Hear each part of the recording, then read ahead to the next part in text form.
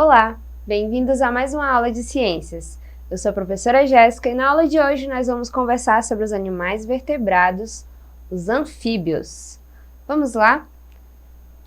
Então, para a gente começar, a gente tem aí mostrando para vocês uma imagem que representa quem seriam os anfíbios. Os anfíbios vão ser os primeiros do grupo que a gente vai estudar aí relacionado aos vertebrados. Uma característica muito forte desses animais é que eles vivem entre o meio aquático e o ambiente terrestre. Eles são inclusive vistos como animais que têm uma vida dupla, por conta dessa relação tanto com a água quanto com o ambiente terrestre. Eles vão manter esse forte vínculo com a água, porque eles precisam manter a pele úmida. E além disso, eles são animais que têm a pele extremamente sensível. A fecundação desses animais também, geralmente, ela ocorre fora do corpo, ou seja, geralmente ela é externa. E além disso, também vai acontecer na água. Então, por isso que são animais que vão ter uma relação íntima com a água, porque eles precisam tanto para manter sua pele, quanto para que aconteça o processo de reprodução. E, inclusive, em muitas das espécies também, para que haja o processo de transição até chegar à fase adulta. Além disso, também vale a gente destacar que os anfíbios, eles são representados pelos sapos, rãs, pererecas, salamandras e cobras cegas.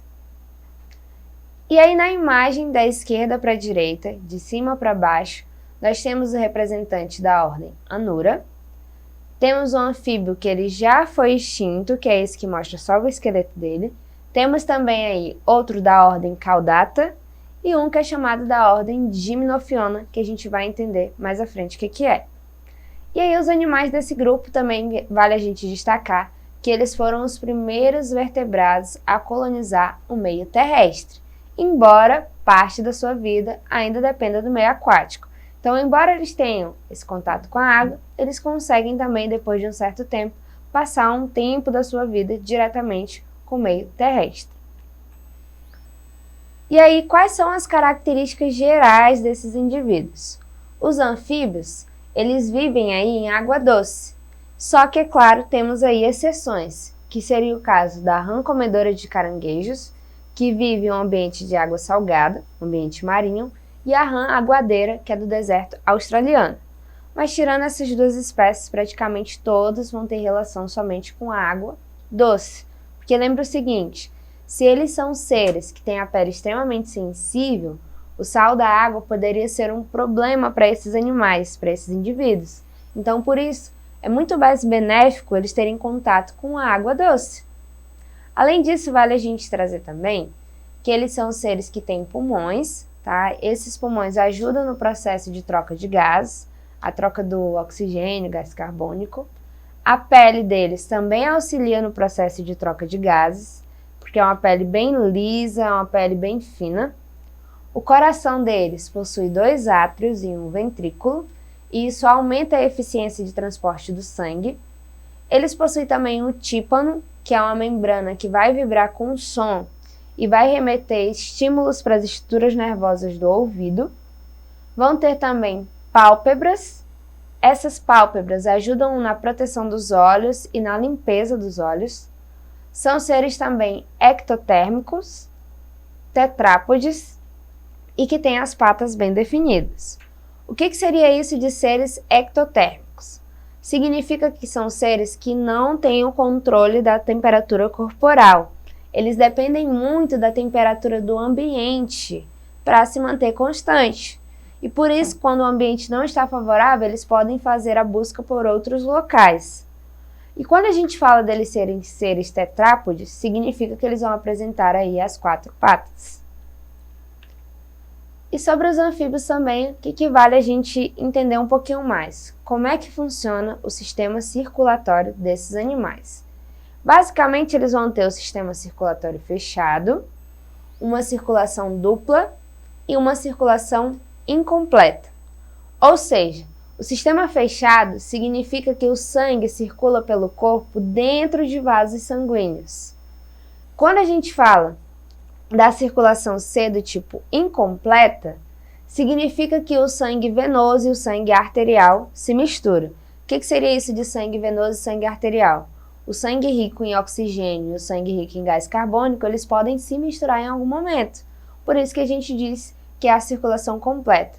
E vai ser a circulação do tipo dupla, porque ele passa 2 vezes aí, tem um caminho um pouquinho mais completo a se realizar, tá?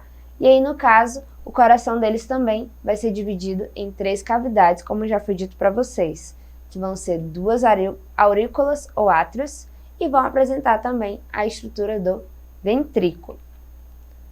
Além disso, como é que funciona o processo de digestão desses animais? Como é que eles conseguem obter os nutrientes necessários no processo de alimentação? A digestão dos anfíbios, ela vai ser processada basicamente no estômago e no intestino. E muita gente não sabe, mas os anfíbios, eles possuem dentes. Só que esses dentes, eles não vão auxiliar no processo de mastigação. Eles vão simplesmente ajudar na captura e no momento de prender aquilo que for a sua presa. Além disso, eles possuem uma língua bem desenvolvida. Essa língua ela fica guardada dentro da boca, mas quando ele precisa, por exemplo, realizar a captura de insetos, essa língua ela é projetada para fora do corpo. E eles também têm um muco que ajuda na passagem dos alimentos no tubo digestivo. E quando larva, eles vão excretar, vão eliminar amônia, e quando adulto, eles vão excretar o que a gente chama de ureia. Além disso, do processo de digestão, do processo de circulação, a gente tem que entender um pouquinho também da pele dos anfíbios.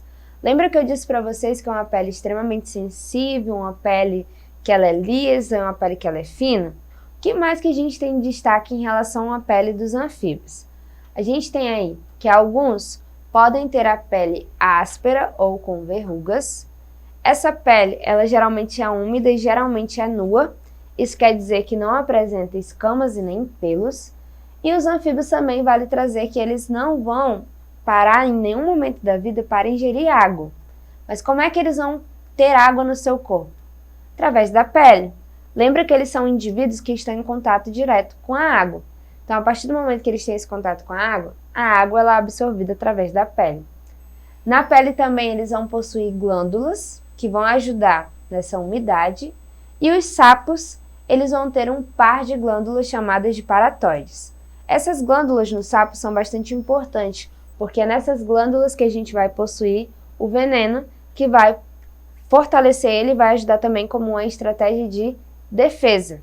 Defesa contra quem? Contra os predadores. Mas lembra também que não é algo obrigatório, não são todos os anfíbios que vão possuir essas glândulas de veneno. Além da pele dos anfíbios, vale a gente trazer também como é que é a respiração desses indivíduos. A respiração nos adultos ocorre por meio de 3 estruturas: os pulmões, a pele, a mucosa da boca e da faringe. Durante o período de larvas, quando eles são filhotes, basicamente, a respiração é do tipo branquial. Eles possuem essa estrutura. E aí, conforme eles vão se desenvolvendo, essa estrutura vai sendo perdida e eles passam, então, a realizar o processo de respiração através do pulmão e através da pele. Então, nos adultos, a gente vai observar o processo de respiração pulmonar e cutânea. Pulmonar, que se remete aí à respiração através dos pulmões, e a cutânea, que diz respeito à respiração através da pele. Mas é claro também que esse pulmão dos anfíbios ainda não é tão desenvolvido assim como o pulmão, por exemplo, dos mamíferos ou das aves, por exemplo. E aí vale a gente trazer como é que acontece o processo de reprodução desses indivíduos. A reprodução dos anfíbios é do tipo sexuada. A fecundação, como eu falei para vocês, é fora do corpo, ela é externa. Isso quer dizer que a fêmea vai eliminar os óvulos na água e na água os machos vão despejar os espermatozoides sobre eles para que ocorra o encontro e, consequentemente, a fecundação. E aí, inicialmente, os embriões vão se desenvolver na forma de larvas e depois de um tempo, como vocês podem ver na imagem, que vai se desenvolvendo até passar pelo processo de metamorfose e chegar à fase adulta, tá? Essa metamorfose, ela dura mais de 3 meses. Então, essa metamorfose a gente pode ter como uma mudança radical. Ele vai passar a ser um indivíduo que vai conseguir ficar no ambiente terrestre, porque já vai ter aí as patas, por exemplo, já vai ter a respiração pulmonar e cutânea, tá? Ele vai perder aquela estrutura, por exemplo, das brânquias, que era o que auxiliava o processo de respiração enquanto larvas. Além disso, né, além do processo de reprodução, vamos ver agora alguns grupos dos anfíbios. Nós temos o grupo dos anuros, ápodes e urodelos. Os anuros são aqueles que, quando adultos, possuem patas, as 4 patas, mas não têm cauda. Nesse caso, eu estou falando dos sapos, das rãs e das pererecas. Já os urodelos são aqueles que possuem o corpo alongado, as patas laterais, mas além das patas vão ter uma cauda. Nesse caso, eu estou falando das salamandras e dos tritões. Aí na imagem vocês podem ver uma salamandra.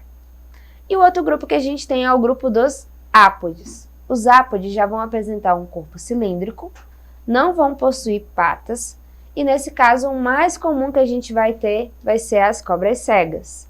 Essas cobras cegas, elas vão ter alguns comportamentos diferentes dos outros anfíbios, porque elas vão viver enterrada e elas vão ser mais ativas no período da noite, porque os olhos dela, o que seriam os olhos, são bem reduzidos e basicamente vai servir apenas para uma percepção de luz. E elas parecem muito com minhocas, que são lá de outro grupo, que é o grupo dos invertebrados. Só que a diferença é que a cobra cega possui ossos e também tem a característica de uma cabeça bem delimitada. E agora, para a gente fechar, a gente vai fazer o nosso exercitando, que traz algumas das principais informações discutidas ao longo da aula. Na primeira questão, a gente tem o seguinte: sabemos que o nome anfíbio é derivado do grego e significa duas vidas. Marque a alternativa que indica corretamente o motivo pelo qual receberam esse nome. Letra A. Os anfíbios apresentam esse nome em virtude da presença de uma fase larval e uma fase adulta. Letra B. Os anfíbios apresentam esse nome porque apresentam uma fase larval aquática e uma forma adulta terrestre. Letra C. Os anfíbios possuem esse nome pelo fato de serem capazes de se reproduzirem apenas 2 vezes. Letra D. Os anfíbios recebem esse nome em razão da capacidade de alguns mudarem de sexo quando não há o sexo oposto para a reprodução. E aí, gente, qual é a justificativa para esse 2 vidas que os anfíbios carregam? Nesse caso, nós estamos falando da alternativa que temos aí na letra B. Os anfíbios, eles vão ter uma fase larval aquática, que é quando eles possuem a estrutura das brânquias, que vai auxiliar no processo de respiração, não vão ter as patas ainda, e uma forma adulta, que essa forma adulta já é a terrestre. Então, eles têm uma transição da água para o ambiente terrestre. Já na nossa questão 2, nós temos o seguinte: os anfíbios podem ser divididos em anuros, urodelos e gimnofionos. Os anuros são aqueles que possuem patas, entretanto, não apresentam cauda. Entre seus representantes, podemos citar: letra A, sapos, rãs e salamandras. Letra B, salamandras, tritões e cecílias. Letra C, cobras cegas, sapos e pererecas. E letra D, salamandra, cobras cegas e tritões. E aí, quem são os representantes dos anuros? Nesse caso, nós estamos falando dos sapos, rãs e salamandras. Lembra que eles vão ser tetrápodes, vão ter as 4 patas, mas não necessariamente eles precisam ter a cauda, porque essa característica já é de um outro grupo. E aí a nossa questão 3, nós já vamos ter o seguinte: os anfíbios adultos, apesar de viverem no ambiente terrestre, devem sempre se manter próximos a locais úmidos. Isso se deve ao fato de: letra A, possuírem exclusivamente respiração branquial. Letra B, possuírem pele sensível sem estruturas que evitam a perda de água. Letra C. Alimentarem-se exclusivamente de animais aquáticos. Ou letra D. Possuírem pulmões pouco eficientes e ainda necessitarem em alguns momentos da respiração branquial. Nesse caso, gente, o que justifica eles estarem próximos a locais úmidos vai ser o fato aí da pele ser extremamente sensível e sem estruturas que evitam a perda de água. E lembra também que a própria ingestão de água desses animais acontece basicamente pela pele. Então essa foi a nossa aula de hoje. Vocês podem acessá-la mais vezes na plataforma Eduque. Até a próxima aula!